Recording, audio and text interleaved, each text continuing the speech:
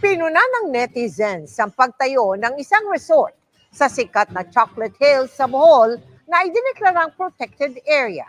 Pinaimbestigahan na ito ng Sangguniang Panlalawigan ng Bohol pati ng Senate Tourism Committee. Nakatutok si Dano Tingkungko. Sa gitna ng nakakamanghang Chocolate Hills ng Bohol, panira sa paningin ng ilan ang resort na ito na itinayo sa paanan ng isa sa mga burol at kumpleto sa pool, mga kubol at slide. Kabilang sa naungkat ay kung paano ito na ipatayo sa Chocolate Hills na idineklarang protected area at National Geological Monument noong 1997 ni Nooy Pangulong Fidel V. Ramos. Sikat kahit sa mga dayuhan, lalo't ang Chocolate Hills ay nasa Bohol na isa sa 18 idinagdag ng UNESCO sa mga itinuturing nitong Global Geoparks. Inabot lang naman ng 150 milyong taon para mabuo ang natatanging geological identity ng isla, kasama ang tanyag na Chocolate Hills.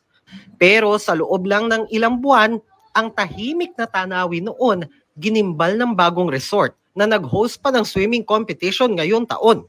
Kaya sa Senado, naghain ng resolusyon ng Senate Tourism Committee para imbestigahan ang pagtatayo ng resort. Gusto nitong pagpaliwanagin ng DENR, mga sangay nito at ang mga lokal na pamahalaan kung bakit ito nabigyan ng permit. Ayon naman sa Sangguniang Panlalawigan ng Bohol, pinaiimbestigahan nito ang pagtatayo ng resort sa bahagi ng Chocolate Hills na sakop ng bayan ng Sagbayan. Bukod sa resort, iimbestigahan din ang isa pang bagong atraksyon sa bahagi ng Chocolate Hills na sakop naman ng bayan ng Carmen. Meron naman itong estruktura at hagdan sa mismong burol.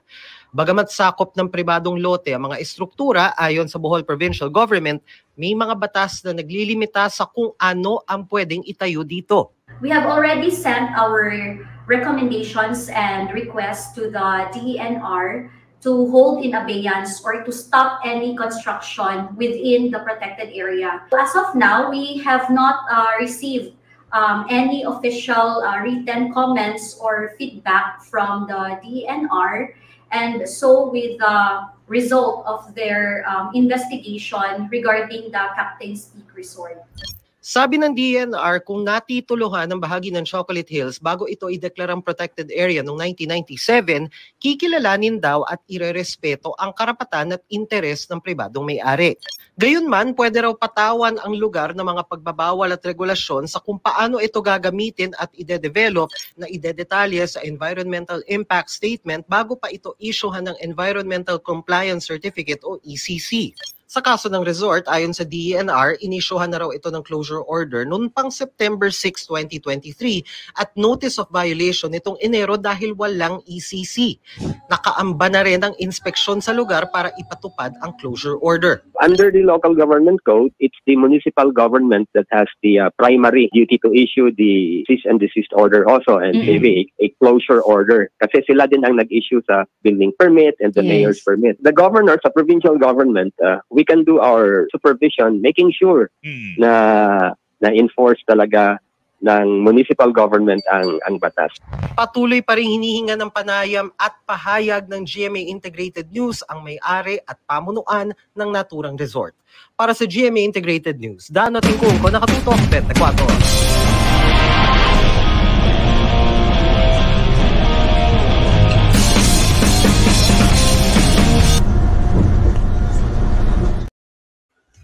Hey guys, what's up? My name is Shanwin today. Alikat, pag-usapan muna natin itong nakakagulat. No, hindi nakakatuwa, but nakakagulat na tourist attraction. It's not even a tourist attraction, pero ibinild na resort sa isang tourist attraction. Kinikilala natin as, sabihin na lang natin, one of the most important, no, jewel ng Bohol, which is in Chocolate Hills, na nakakaingit nga na hanggang ngayon, hindi pa tayo nakapunta dyan. Actually, I planned to visit Cebu and Bohol during the pandemic year, 2020. So sabi ko, 2020, I will be around Visayas, andyan ang Cebu, Bohol, what else ang mapupunta natin sa Visayas? Iloilo, Guimaras, where else? Yun. So, yun yung mga plans ko locally no 2020. Okay. Maliban sa mga plano kong bumisita sa ibang lugar din sa Asia. Anyhow, so, just to give you a quick background about this. No? Nakikita naman natin based doon sa sinabi ng DNR, which is naglabas sila ng kanilang official statement, which was posted by Attorney Trixie Cruz sa kanyang page, no, Luminous by Trixie Cruz, Angeles and Ahmed Paglinawan. Sabi nila dito, mukhang merong private person na nagmamay-ari ng portion of land dyan sa Chocolate Hills. Surprisingly. Diba? Surprisingly. Ang tanong ko dyan, bakit hindi na lang kaya ibinili ito ng gobyerno since gagamitin nga for the interest of public? Diba? Yun yung tinatawag po nating eminent domain na pwede pong bilhin ng gobyerno ang isang parcel of land sa isang pribadong tao. Okay? Para ma-preserve talaga natin yung natural structure ng mga gaya ng nitong Chocolate Hills. Okay? So, here, just to give you a quick context, no? Actually, meron po tayong classification, land classification. Punta tayo rito. Mabilis lang to, guys. I'm not gonna bore you.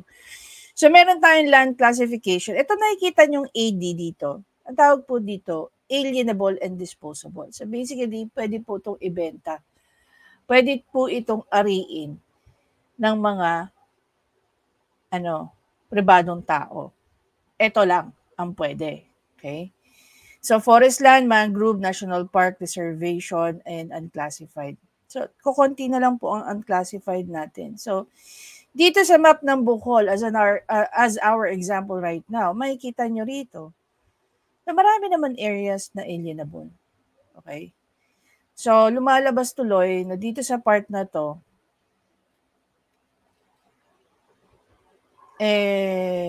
ito ay dun sa nabanggit is may part dito na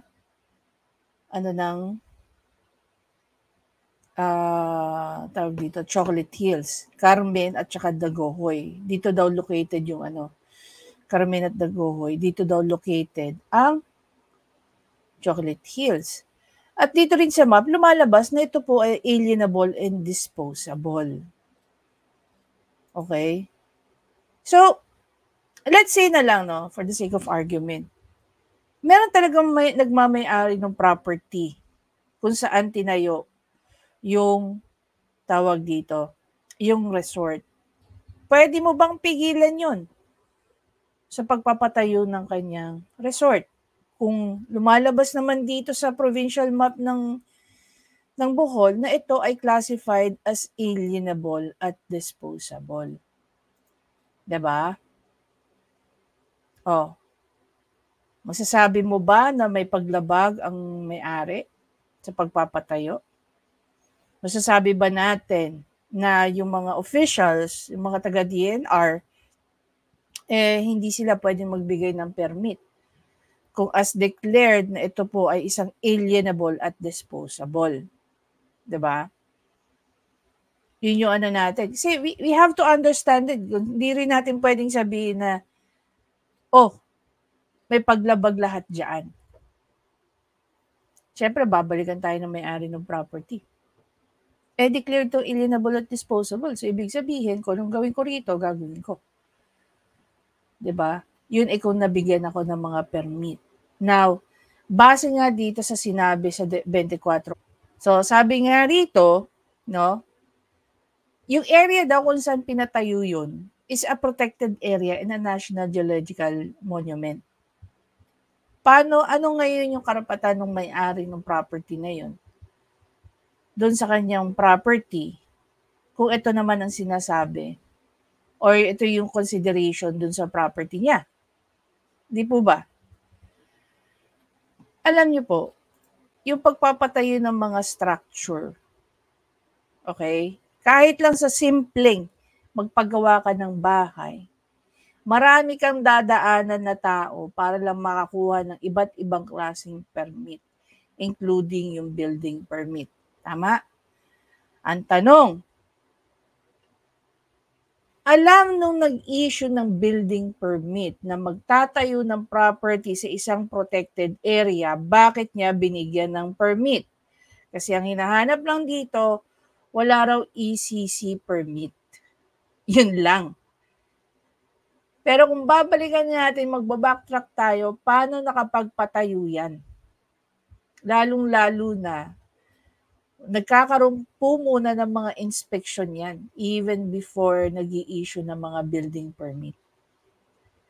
Saan ipapatayo and all the shebang, blah, blah, blah. Then malalaman mo, classified pala itong protected area, then bibigyan mo ng building permit. Dalawa lang po ang pwede nating isipin yan eh. Sobrang yaman ng may-ari niyan o sobrang close nung may-ari niyan yung mga taong nagbigay sa kanya ng permit to build those structures dyan sa protected area na yan. Sabi nga dito ni Governor Aris Aumentado, we already addressed this issue about the Captain's Peak Resort development at the Chocolate Hills area in Sagbayan, Bohol in September 2023. The Sangguniang Panlalawigan Committee on Environment has conducted an investigation and submitted its report and recommendation as stewards of the province. We cannot let this go on. We have asked DNR and the PMB to change its policy to the point that any development within the Chocolate Hills area, which is not consistent in the Bohol's UNESCO designation as a global geopark, should be disallowed. We will elevate this to the Secretary of DNR for a clear guidance and direction. Abante Bohol, daghang kaayong salamat. Well, it's very fair, no? Because even before nag-ano na rin po sila, no, gumawa na rin sila ng mga hakbang nila to stop the operation of this resort. But then again, hindi naman sila magkakaroon ng operation kung hindi nagkaroon ng structure. So, dapat ba nating sisihin kung sino ang nagbigay ng business permit o dapat nating kastiguhin kung sino nagbigay ng building permit? So, sino sa dalawa? Diba? Siyempre, unahin natin kung sino nagbigay ng basbas sa kanila, no? Na mag-build dyan. Okay? Starting with DNR down to the LGU na nagbigay ng permit sa mga yan. Diba? Dapat hindi lang sila ma-penalize pero dapat makasuhan sa lahat, dapat mawala sila sa kanilang mga trabaho. Kasi if they were able to do that sa isang Chocolate Hills, how much more yung iba na hindi natin alam. There was actually a reserve mangrove here in the Rizal area. Isa rin sa mga issue nila yan. Protected area yon. Pinatuyaan din ng mga resort. Ang nangyari, they were successful when they filed a complaint against the owner na ipasara po yun. So I hope, no, mangyari din ito. I feel bad dun sa may-ari ng resort because kalugian talaga yan. But then again, at the end of the day, you have violated the law. I mean, you have violated laws and rules. So you have to suffer the consequences of your actions. Lalo-lalo na kung alam mong hindi dapat. Diba? I find it very impossible. Siguro, yung aim niya is to attract those people. Siguro, nakikita nila, ang dami bumibisita sa Chocolate Hills to look at it and view it. So, nakita nila, wow, this is a golden opportunity for us to expand our horizons and put our business in this, diba? Magkaroon ng attraction. Unfortunately, we haven't heard anything from Department of Tourism so far. Ang nagko-comment pa lang dito, imagine niyo, nagko-comment pa lang dito isang mga netizens. I find it very, very odd na hindi alam ito ng Department of Tourism.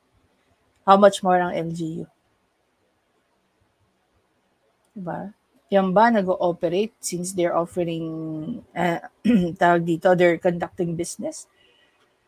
Hindi ba kayo na-alarma kung yan ay kumuha ng mga business permit? And if so, paano nakalusot sa inyo ang pagkuha ng business permit ng mga yan? Diba? On a yearly basis, every time nagre-renew ka ng business permit mo, over and over again, they have to conduct inspection,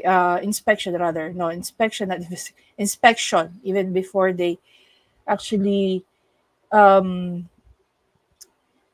tawag dito, ibigay sa inyo yung inyong mga permits, no? Hindi lang naman business permit ang binibigay ng mga LGUs. Andiyan yung sanitary permit, andiyan yung fire and maraming permit. How much more ito? 'Di ba? So magiging busy dito si Congressman Aris. Okay? Dahil pa imbestigahan niya ang LGU na nasasakupan ng nagtayo ng resort na yan within the Chocolate Hills. Nakakalungkot lang, no? Marami naman areas na pwede yung tayuan ng mga resort. Pero bakit kailangan yan? Now, if this is a privately owned property as within the part of the Chocolate Hills, sana yung mga ganitong klaseng property, ibilhin na lang po ng gobyerno para mas lalo natin ma-preserve ang mga ganitong pasyalan or isa sa mga tinatawag natin tourist destination. Kasi mas kumikita po ang gobyerno, okay, for keeping it like that lang. Yung value nung area, yun ang binabayaran. Hindi yung makikita mong may resort dyan. Ang dami na nga memes na naglalabasan dyan. Diba? Yung pera na 200 pesos, diba? Chocolate Hills yun, tapos nilagyan na nila ng resort, diba? Ganun kabilis mag-update ang mga Pilipino. Anyway, guys, again, maraming salamat sa panonood. Please don't forget to subscribe, like, and comment. Guys, i-share nyo na rin ang inyong thoughts tungkol dito. Nakakalungkot man na pati sa mga ganitong bagay, hindi natin kayang pahalagahan ang value ng mga protected areas natin. More so, it's a tourist destination. Na most probably, even before pa tayo na ipanganak, ito po ay mga lugar na dinadayo na. Diba?